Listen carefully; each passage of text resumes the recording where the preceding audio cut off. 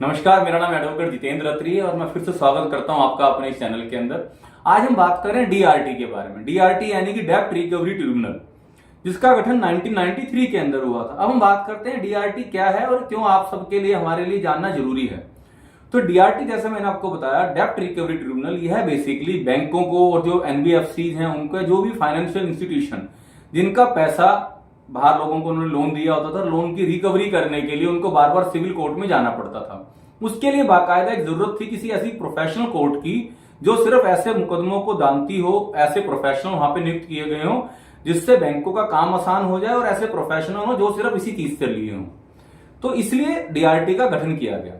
DRT का क्या importance है आज हम बात करते हैं, और किस किस के लिए डीआरटी जरूरी है और किन केसों पे ये आगे इंप्लीमेंट होती है। बैंक या कोई भी फाइनेंशियल इंस्टीट्यूशन अगर उन्होंने अपने किसी व्यक्ति को लोन दिया है, किसी कंपनी को लोन दिया और वो एनपीए हो जाता है और लोन को वह नहीं चुका पाता, तो बैंक डीआरटी के जरिए उनसे अपना लोन वसूल करता है। अगर वो लोन नहीं पे करते तो उनकी प्रॉपर्टी पर कब्जा करता है, और जो वहां पे डीआरटी के अंदर ऑफिसर होते हैं, रिकवरी ऑफिसर, वह उस प्रक्रिया को आगे स्टार्ट करते हैं। प्रक्रिया को स्टार्ट करने के बाद प्रॉपर्टी पे कब्जा लेना, बैंकों का पैसा दिलवाना और उस फिर प्रॉपर्टी को ऑक्शन करना, यह डीआरटी का काम है। डीआरटी की इंपॉर्टेंस इतनी ज्यादा है कि उसके अंदर ऐसे बैंक और फाइनेंशियल इंस्टीट्यूशन जाते हैं अपना पैसा रिकवर करने के लिए। तो ऐसे ही एक बोरोवर भी जा सकता है कि जिसने अगर बैंक से लोन लिया और उसको लगता है कि बैंकर उसके साथ कुछ गलत कर रहे हैं, तो वह भी उनके खिलाफ वहां पे जा सकता है, जिसको वहां से पूरा न्याय मिलता है। इसके अलावा वो केस जिसके अंदर बैंक और बिल्डर और बोरोवर के बीच का झगड़ा है, इसका झगड़ा और अभी तक कोई चीजें सुलझ नहीं रही, उधर से बैंकों ने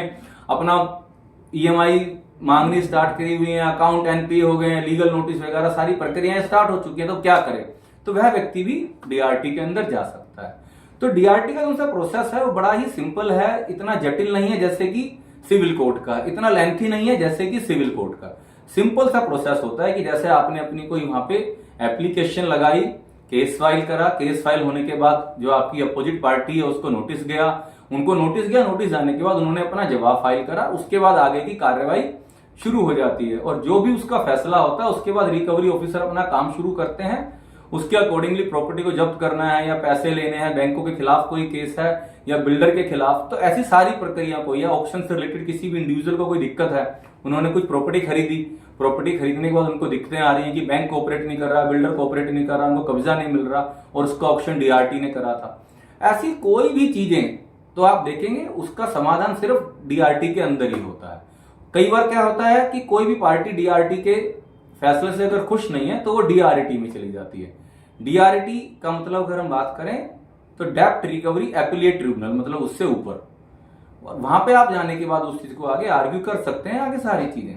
इस तरीके से स्टेप बाय स्टेप एक सीढ़ी बनी हुई है।